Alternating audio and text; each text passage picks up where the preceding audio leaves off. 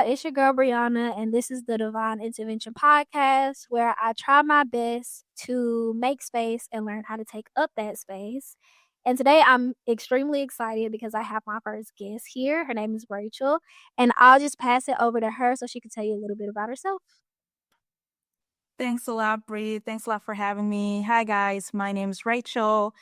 I am from Germany. So I was born and raised in Germany. My parents are from Ghana, actually. So I have different cultural contexts that I grew up in. I studied cultural anthropology with a regional focus on Africa.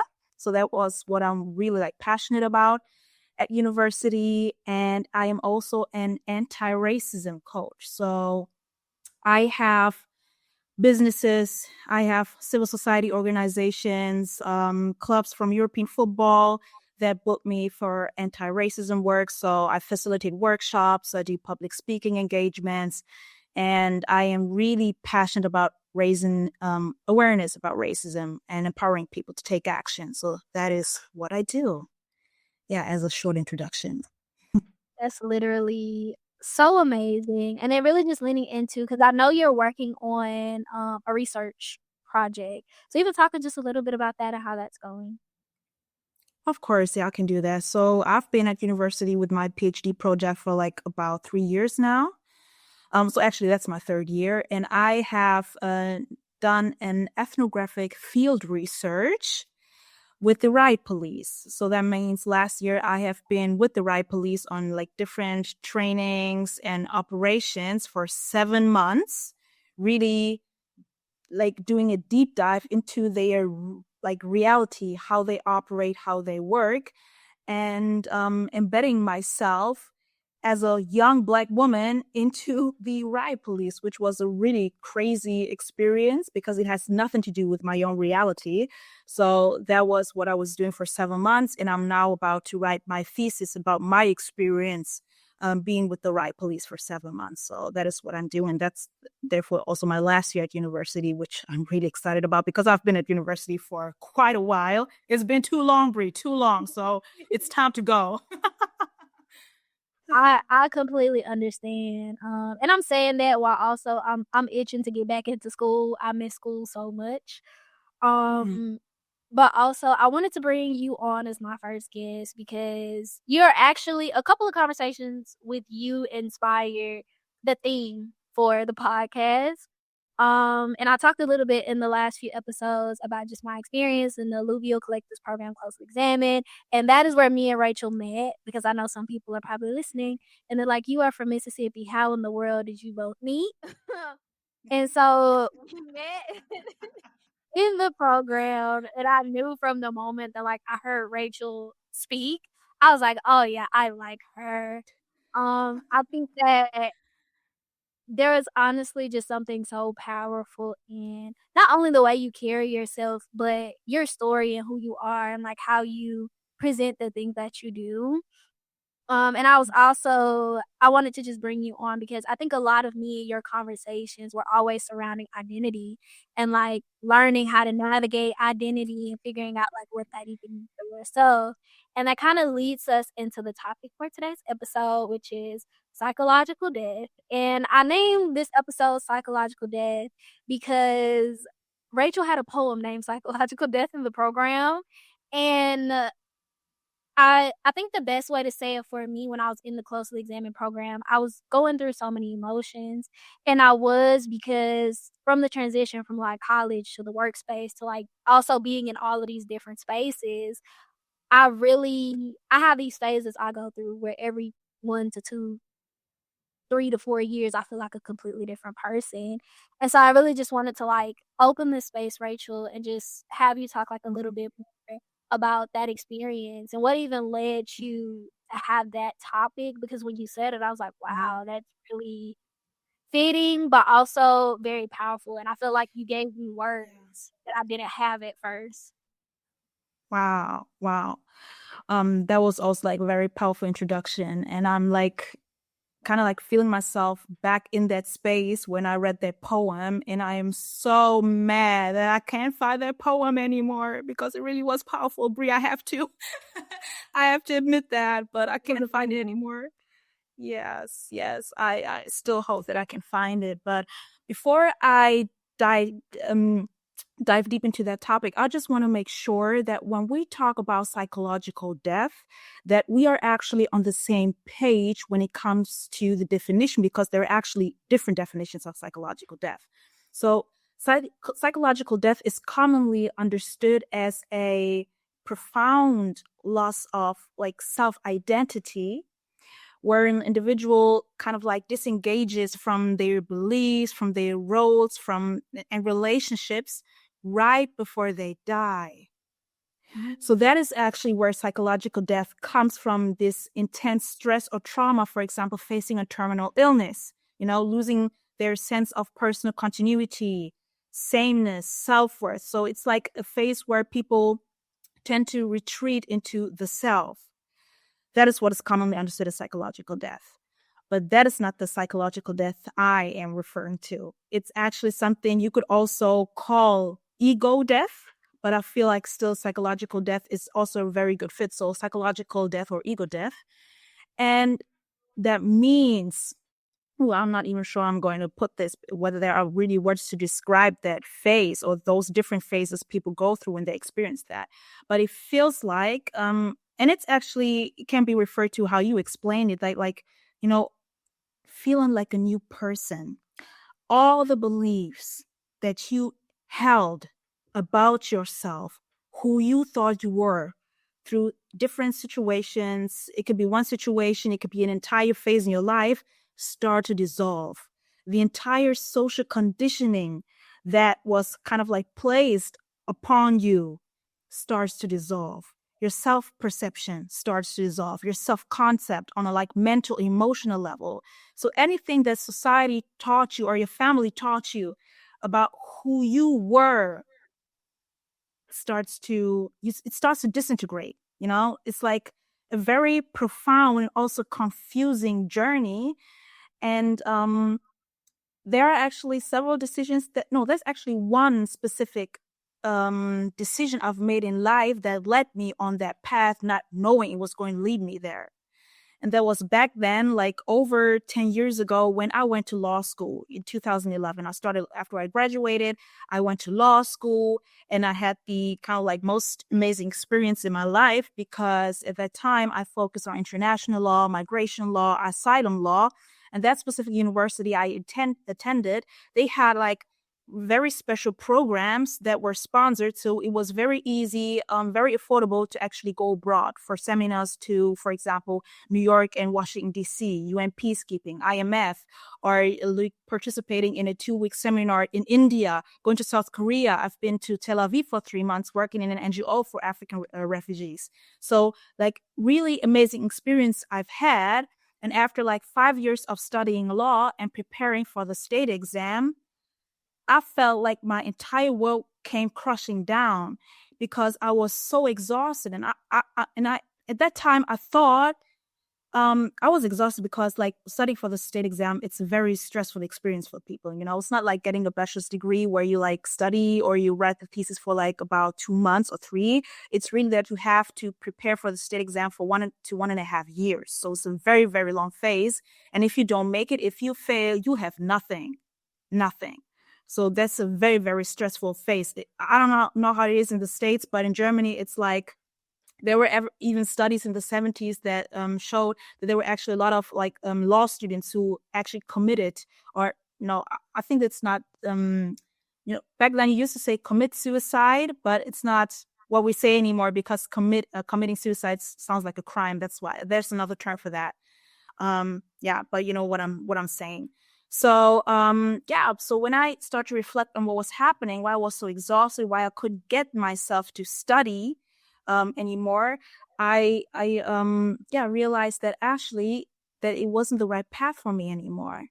So I really enjoyed the entire, like all the internships I did, all the trips where I was able to really focus on what I wanted to do, like specializing in human rights, working with people, but working as a lawyer, it's a different way of viewing the world. It's a different way of doing your work than, for example, a cultural anthropologist who like really deep dives into the life experiences of people and wants to like get a deeper understanding of world perceptions, worldviews, paradigms, and also maybe creating paradigm shifts in the world. So that's my stance where I come from.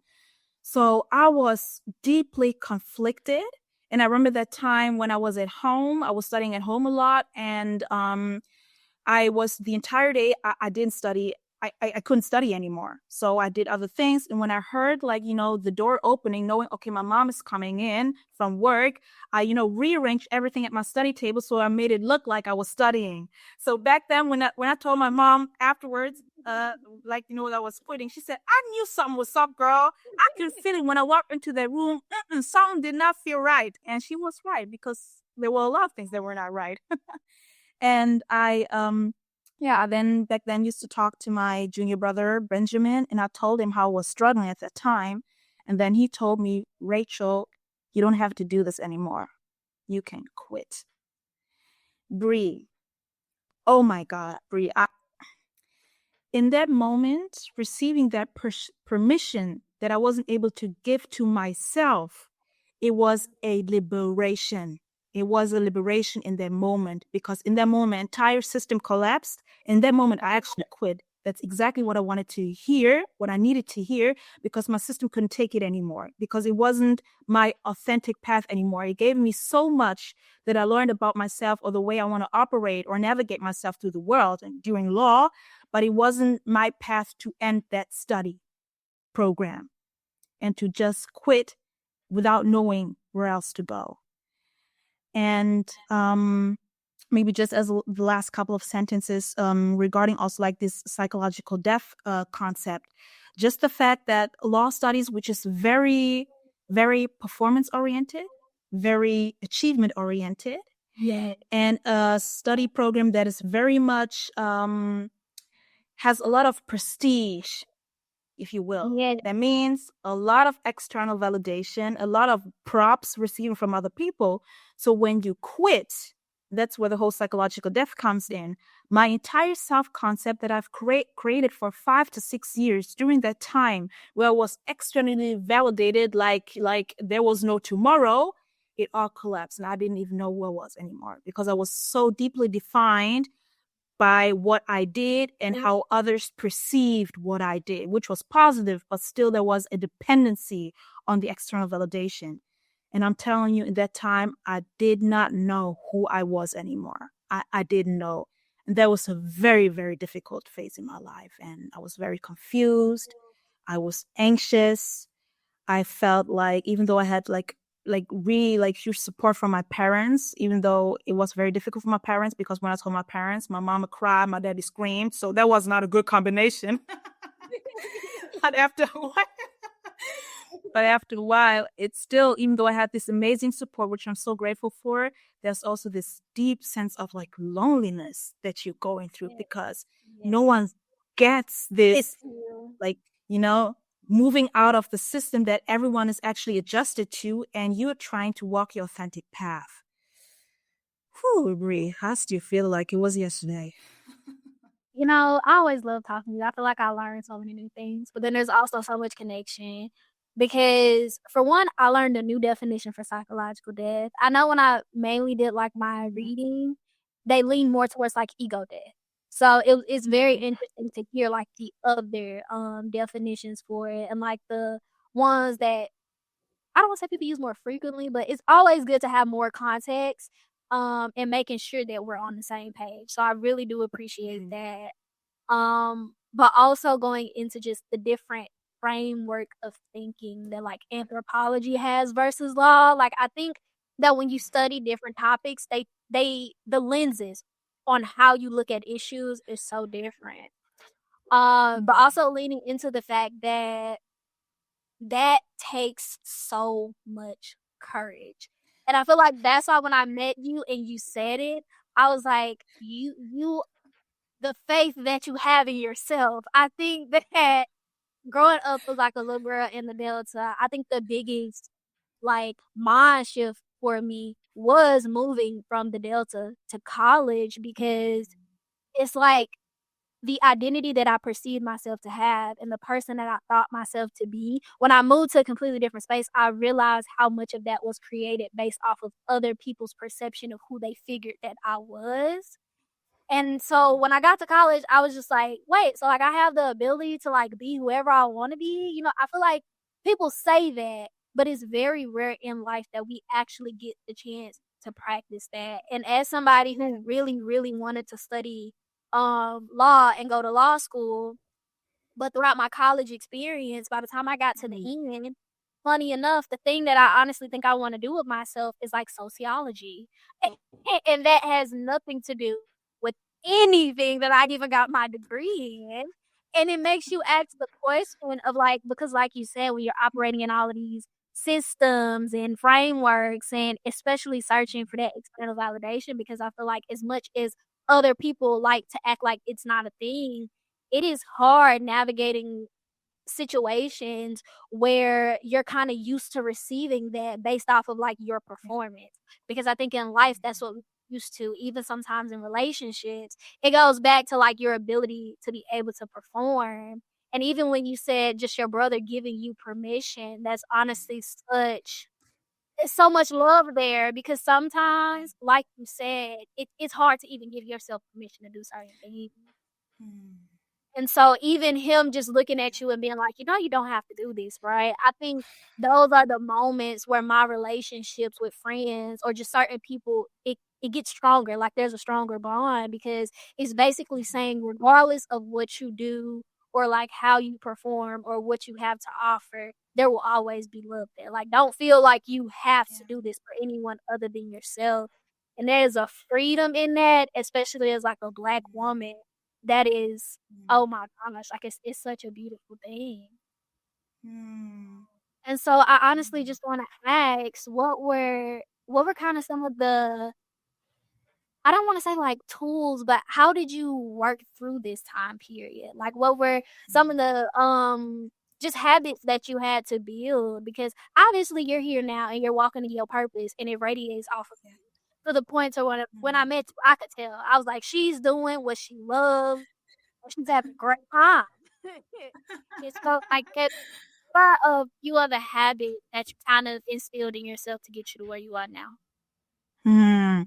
Oh, that's a very beautiful and powerful question because it's often not that easy. If you walk in your own shoes and you do what you do, often it feels so natural that only when other people ask you, how did you do it, that you actually start to ponder, okay, what am I actually doing?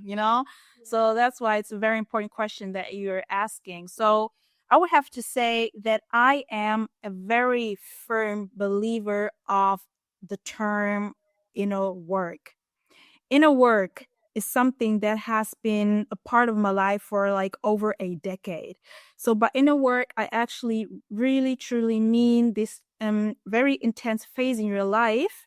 It's a continuous journey, of course, where you really start to reflect on the way you have been living your life, how you grew up, who raised you, the self perception, the self identity that was created through, I don't know, experiences you've had, the system you grew up in, and really trying to understand where do I have wounds, emotional wounds, maybe even trauma. It could be abandonment trauma. It could be growing up in, like, in a space where you experience domestic violence. There are so many different things that shape you, who you are, but also understanding what what do I want to do in life? What is important to me? What are my values? What are my principles? And that is part of that inner work that I've been going through for like over a decade. So I started going to the to bookstores. So I went to sections where I could get books on exactly that topic, doing the inner work, self-reflection, also understanding how the mind works, how your entire psychology works. And then there was a very intense time in my life is when I got to know Miss Iyanla Van Zandt. Miss Iyanla Van Zandt, actually known in the States for as a motivational speaker, spiritual teacher, a woman who has actually, in my opinion, really coined the term inner work in a broader sense, that she had her own, I think a show on Oprah Winfrey Network.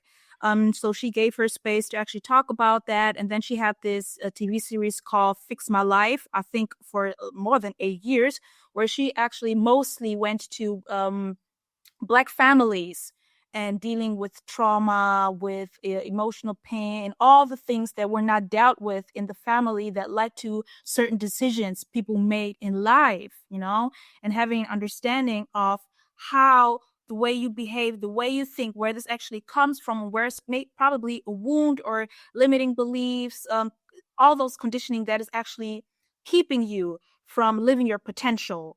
So when I first got to know Iyanla Vanzant, oh my God, I inhaled her. I everything I saw on YouTube about her, I dealt with it. I had my journal, I wrote it down, and I had my junior brother, the one who gave me permission to quit. He's a huge Iyanla fan himself. So I actually have a sibling who also consumed Iyanla like she was freaking cereals in the morning. So it was so amazing to actually have someone to have like a sparring partner where we can also talk about what she was actually talking about, because that is not something very common in Germany, to have those topics being dealt with on, I don't know, national TV, so that's why she was very important on my path.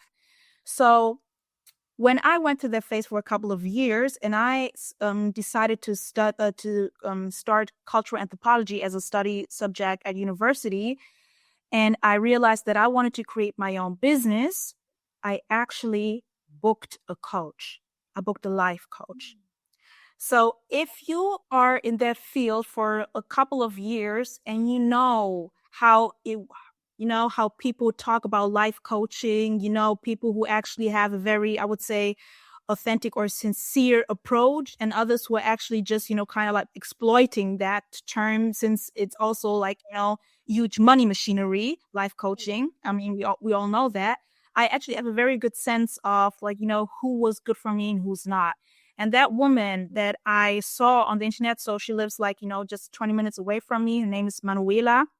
Very also like typical German name. I booked her, and I've been with her for 5 years, for over 5 years actually. So every single month we sit down for 3 hours and we do the inner work together. So she's very, very, very like, she's a professional. She knows exactly what she's doing.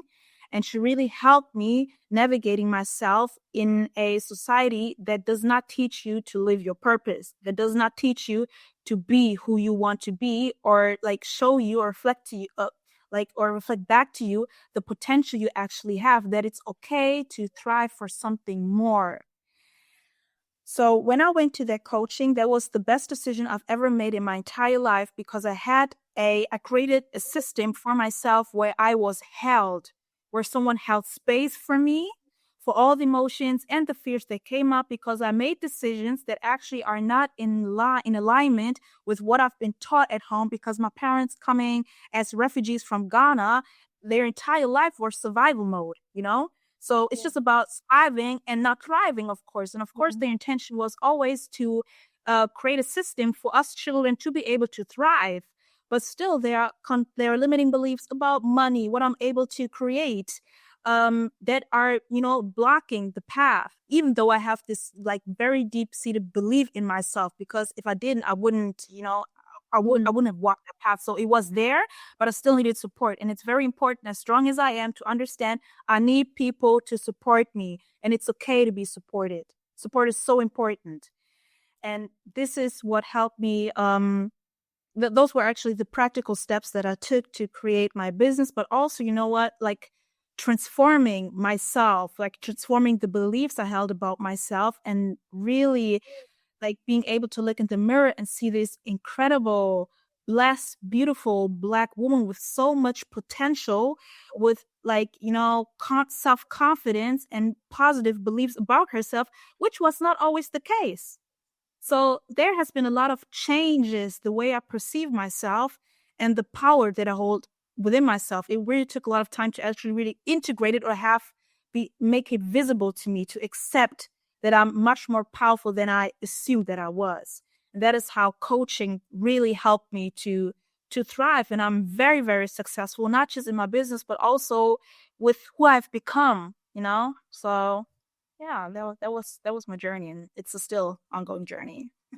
Yeah, no, it's an ongoing thing. But honestly, that was so much great advice. I definitely will be looking into the price because I did not know this, but now I have a show to go binge watch. So this is actually perfect. But also saying I think it's a beautiful thing that your brother was able to that y'all had like each other in that. Um, because I feel like it's beautiful, especially talking to someone who grew up with you. And so it's like taking certain journeys and reading different things together and being able to really discuss it with each other. I feel like that's a very beautiful thing. You also just told me on getting a life coach because I have been thinking about it. I Mhm. really have. Um, because I'm a very transparent person. I've been going to therapy for probably like 4 years now.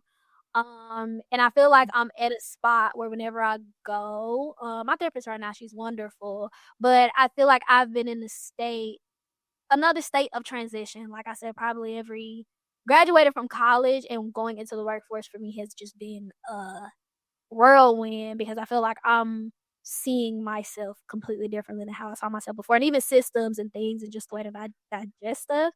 So I think that that advice honestly is it will be getting used. I'll say that. Very good. Um, but also, I just want to thank you so much for joining me today. It honestly means so much to me. And then I also want to ask if you could leave people with like one statement or one, um, I guess a way to speak life into someone. What specifically would that be? Hmm. I think one of the most important steps that I would recommend someone doing is definitely try to make time during the day for yourself. Give yourself some me time to be with yourself and self reflection.